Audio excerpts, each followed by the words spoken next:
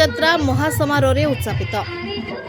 धनुଯାत्रा पौराणिक कथावस्तु हरिवंशर मथुरा विजय को नाट्य रूपांतर आकार में मंचस्थ करा जायथाय। मातुल कंसर धनुଯାत्रा रे भाग नेबा पई भगवान कृष्णकर मथुरा यात्रार स्मृति बहन करे।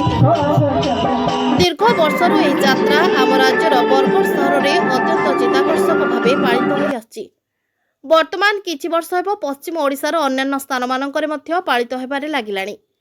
चलित वर्ष प्रथम थर पई कलाहांडी रे एही उत्सव पालित होइछि। जिलार जयपाटना ब्लॉक अंतर्गत बानेर ग्राम रे गत 8 दिन धरी धनुଯାत्रार सुंदर आयोजन होइतिला।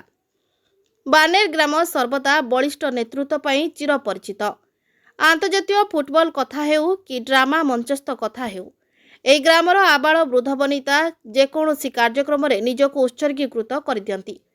तेणु आज धनुଯାत्रार मध्य सफल रूपायन होई पारिछि।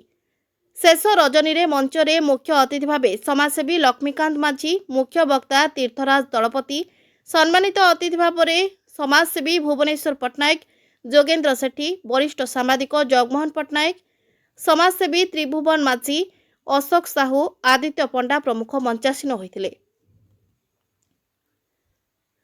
इर्लिपाट धनुଯାत्रा महोत्सवर सभापति चित्तरंजन साहू, मनोज पात्र उपसभापति, साई सुंदर पट्टनायक संपादक दुष्मंत पट्टनायक, सह संपादक अनंत पट्टनायक, कोषाध्यक्ष गौतम माझी, सक्रिय सदस्य त्रिभुवन माझी, ओमिकिशोर पात्र, घनश्याम पात्र, गौरीशंकर माझी, तन्मय माझी, आकाश साहू, भूपेन्द्र नायक, चंदन साहू, गजेन्द्र नायक, सौम्यरंजन नायक, दीपक नायक, आर्तत्राण बेहेरा प्रमुख वरिष्ठ सदस्य समेत ड्राइवर महासंघ बानेर सक्रिय भूमिका निर्वाह करथिले।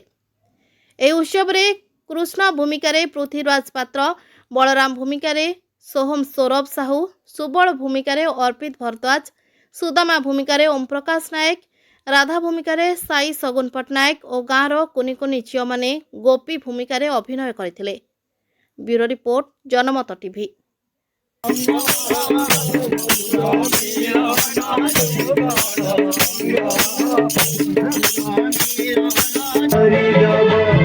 सारी गला समय